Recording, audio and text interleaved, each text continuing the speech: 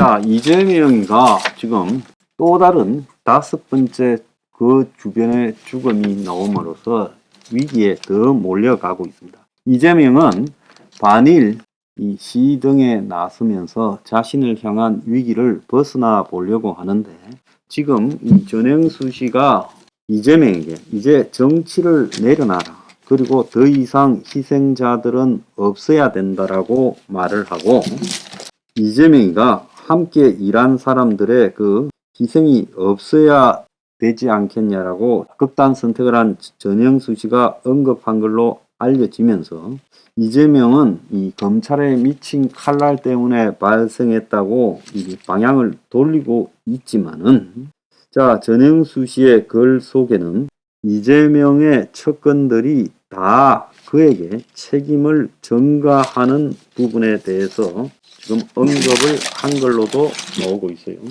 자, 숨진 전영수는 성남FC 공범으로 조사를 받았고, 이재명의 영장에 23번이나 등장을 하고 40억 네이버 후원금 협상 실무를 맡았는데, 그 집 맞은편의 아파트에 그 캠프를 차렸다는 의혹에 대해서도 이 사람이 경기도 주택공사 사실상 직대를 맡고 그게 핵심이었기 때문에 거기도 관여했을 가능성이 있고, 또 쌍방울의 김성태 모친 상에도 대신 조문을 가서 전달을 했다는 겁니다.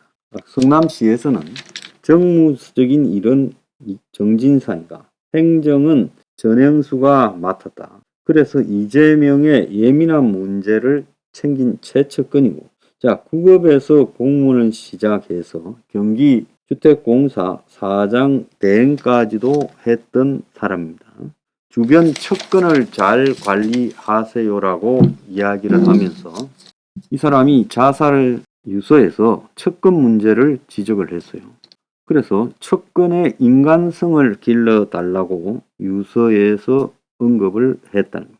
그래서 이 사람이 성남FC 3자 뇌물 공범으로 입건되어 지금 검찰 조사를 12월 달 받았는데, 전영수가 성남에서 행정기획국장을 하고 있던 2014-15년에 성남시가 네이버로부터 성남FC에서 후원금을 받게 하는 과정에서 이 정진상 정책비서관과 함께 네이버 관계자를 만나 협상을 했는데, 자, 거기에 유서에 보면 저는 기본과 원칙에 맞게 일을 처리했고 억울하게 연루된 걸 이재명 대표도 잘 알고 있지 않냐라고 말하며 업무 처리의 정당성과 억울함을 호소했는데, 자, 이 사람이 지금 김성태 모친상에 대리 조문을 갔다고 하면서 이재명의 핵심 측근으로 지적이 되면서 본인의 정신적 스트레스가 굉장히 컸고, 유서 첫 문장에 이재명 대표는 이제 정치를 내려놓으십시오. 이재명과 함께 정치를 한 사람들의 희생이 더 이상 없어야 된다. 검찰 수사 관련 본인의 책임을 다 알고 있지 않느냐. 나는 권한도 없었는데 피해자로 입건이 됐다. 공무원으로서 주어진 일을 했다. 자, 거짓은 진실을 이길 수 없지만 돈 없는 사람이 너무 어렵다라고 이야기를 했습니다. 자, 이 사람이 이제 토요일 날 발인이 진행이 되었고요. 이재명이가 이 사람 장례식 날 장외투쟁을 했는데, 이 가족들이 이재명 조문을 거부했지만 안 올 사람도 아니고, 이재명이가 10일 금요일 오후 1시부터 조문을 위해 빈소가 차려진 성남시 의료원 인근에 대기를 했어요. 가족들이 6시간 40분을 논의할 동안에 이재명이가 옆에 대기를 하고 있었어요. 그래서 유족이 이재명을 반기지 않아서 조문이 늦어진 거 아니겠어요? 빈소가 마련되지 않아 늦어졌다, 이렇게 말을 하고 있지만은 이재명이에 대한 가족들의 분노가 계속 버텨서 어쩔 수 없어서 받아들인 거다라고 말을 하고 있습니다. 유족은 처음에는 조문을 거부했지만 계속 와가지고 오지 말라 해도 저렇게 버티고 있으니까 어쩔 수 없이 받아들였다라고 이야기를 하고 있습니다. 그런데 웃기는 거는 이재명이가 지금 이 사람이 죽은 장례식 날 거리에 나가서 반일 프레임을 가지고 지금 시위를 했어요. 자, 윤영찬 의원 같은 경우는 인간이라면 도의적 책임을 져야 된다라고 말을 하면서 인간적 해이를 갖다가 이렇게 느낀다고 하고 있어요. 자, 윤영찬은 10년 동안 자기를 위해서 일했던 사람이 그렇게 됐으니까 도의적 책임을 져야 된다. 김혜영 전 민주당 의원은 지금 상황에서도 이재명 방탄을 이어간다면 민주당이 그 명을 다할 것이다.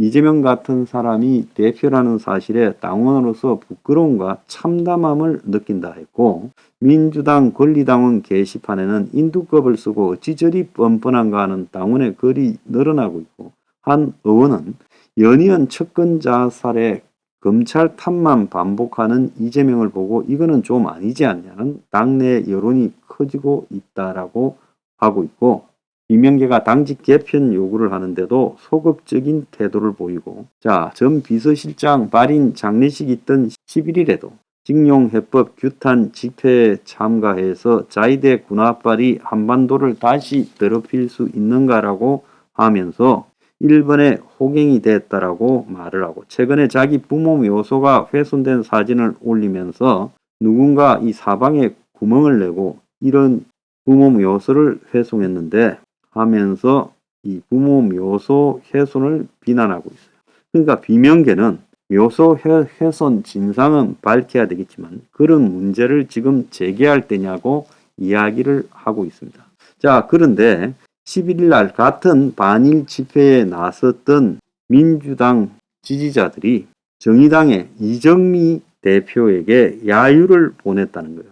그래서 개딸로 추정되는 시민들이 이정미 대표에게 욕설 한 데 대해 정의당이 공식 사과를 요구했어요. 그래서 윤석열의 징용문제 해법에 규탄하는 집회에 이정미가 연단해서 발표하는 동안에 온갖 욕설과 야유가 쏟아졌다는 거예요. 그래서 이정미는 괜히 이런 데 같이 하면서 욕만 바가지로 먹었다는 거예요. 그래서 지금 이정미에 대해서 개딸이 저렇게 비난하고 폭력을 행사한 데 대해서 이건 정말로 유감이다라고 입장까지 발표를 했습니다. 이정미가 이만저만 모욕을 당하지 않은 것 같아요.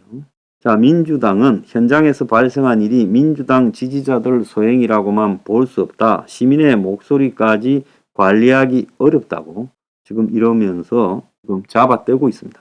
자, 민주당 지도부의 이런 정의당에 대한 반응을 보고 미친 것 아니냐. 정의당이 수구적 행동을 하니까 민주당 지지자뿐만 아니라 민노총 지지자들도 등을 돌리고 욕한 것이다.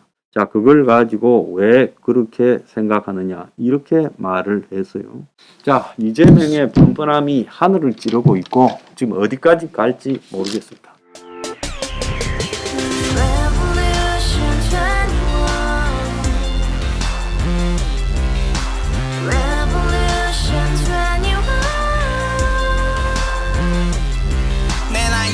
월세 30 코인빚만 300 서울에 온지 벌써 10년 아둥바둥 버텼지만 여전히 난 반지 하에 제왕 곰팡이 연문제약 내비랭 깡통망통 완전히 폭망 90원 창문만큼 작아진 내 꿈 연애 결혼 내 집 모든 게 헛꿈 1년 전 떠난 여친 울며 말했지 같이 써봤자 평생 가본 게 꼭꼭꼭하지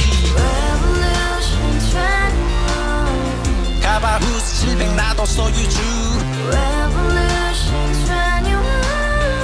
가바후스 700 나의 소유주 택시기사 우라부지 마트캐셔 울어문니 우리 집안 다 털어봤자 후줄 그래 개선민 내 미래 거기서 팍 끝난 거지 팍 더 이상 노력 따윈 괴물이 스펙 찾아서 말리 비오는 날 알바 잘려 맨날 학원 날 개쳐 발려 밤비 내리는 양화대교 홀로 걷고 있을 때 현수막에 아로 새겨진 평당 700짜리 아파트 다같이 소리 질러 혁명 21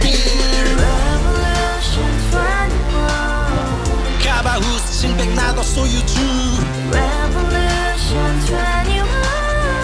가바후스 700 나의 소유주